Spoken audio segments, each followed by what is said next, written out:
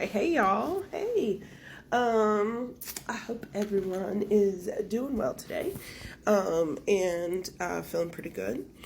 Um Today I thought that we would talk about self-awareness. I realized that I I broach on this subject, but I don't really talk about it that much. So figured that it was high time to talk a little bit about self-awareness when it comes to this growth, change, transformation process, right?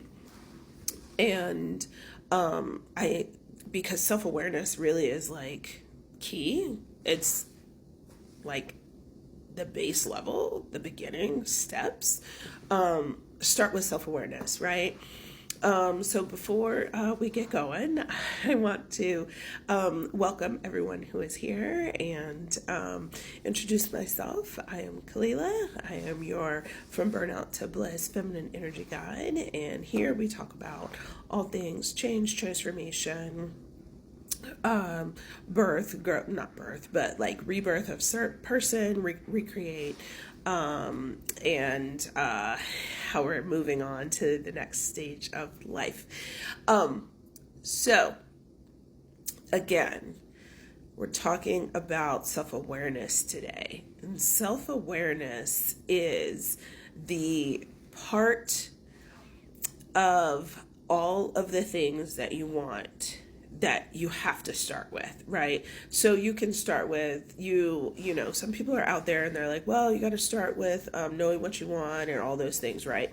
So to some degree, this is true, obviously, right? But also, like, you got to know yourself to know what you actually want, right? Because, like the world or people or whatever, like they might tell me, for an example, oh, I want this kind of like vehicle.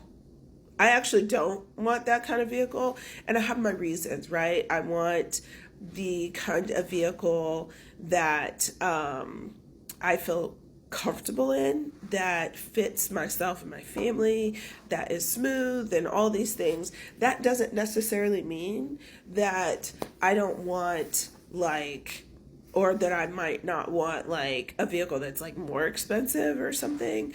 But I know myself, and I know that I actually don't care that much about like a certain brand of vehicle or whatever when it comes to the things that I want in a vehicle. Are the things that I want in a vehicle because I'm aware of what my needs are. I'm aware of what my actual desires are. I'm aware of what my level of comfort is, and my safety and all of those things, right? This isn't about cars or vehicles or which one to choose, but that is just an example of how sometimes you don't really start with what you want or what that desire is. You start with who you are. Like, what is it about you, yourself? What is it that you see? What is it that you don't see? What do you like? What do you not like about yourself? How well do you know anything about yourself, right? That might be a starting question. I would tell this like very kind of brief story, right? So years and years ago, we're a long time ago. Okay, years and years ago, I was a working professional. I was doing very well there. I was doing the thing that I did enjoy doing. I still enjoy doing, which is helping people, serving people, and I was doing all right. And then I came through this period of growth and change and transformation, right? And during this period, I asked myself questions like, do I really like this? Do I really want this?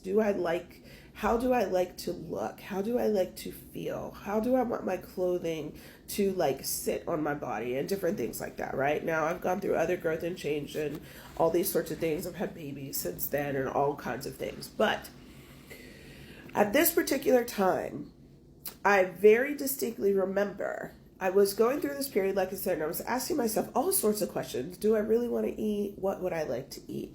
Do I really like this kind of food? Do I like this spice? All the things, right? I was asking myself lots of questions because I was in a period of discovery, which is, again, the first stage of growth and transformation and change, right?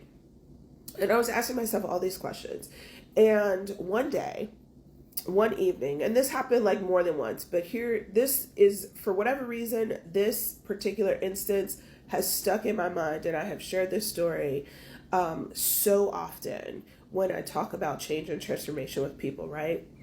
But this one particular evening, it was a fall evening, actually, and I'd been to work and I'd poured into the people and done all the things at work, and now I was home at my apartment, and I was sitting on the edge of my bed, and I was taking off my my shoes and socks for the day. I guess I had worn I must have just worn, not flats. I didn't really wear flats then, but I just wore a shoe, and then I wore dress socks that particular day. So it definitely was fall.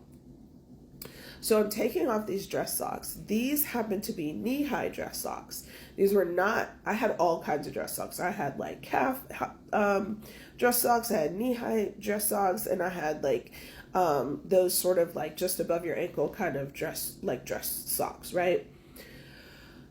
I'm taking off these socks this particular day on this particular evening. And as soon as I took the sock off as I was taking the sock off my foot, down my thigh, down off of my foot, I felt the air on my foot, on my leg and my foot differently, right? Because I'd had this sock on, and it wasn't a very thick sock. It was a thin dress sock, like a thinner dress sock. It certainly wasn't like, like a cotton knit or something, because it was kind of fall. So it was still like warm in the day, and like maybe cooler like in the morning, and then like later at night. So I'm taking the sock off. I'm in the house, in the apartment. The temperature is comfortable. I feel fine. I'm taking the sock off, and I feel the air hit my skin differently. And I immediately said, this is my favorite kind of sock to wear. At least to work, right? This is my favorite kind of sock to wear. Because it was that I noticed that change, that very slight change in temperature, that very slight change in the sensation of air, like room air, temperature air. I didn't have a fan in my bedroom at this particular apartment. It was just an overhead light, and that was it. And I noticed that I didn't enjoy that so much. And I immediately reflected on the last few days in which I had worn like different socks. Probably had worn like mid-calf socks one day, maybe some smaller, like shorter socks the next day, or maybe 2 mid-calf socks. So I enjoyed that my sock was up all day, which is just a thing, right? I mean, some people, I guess, like yanking their socks. I don't particularly enjoy it. But it had remained in place all day.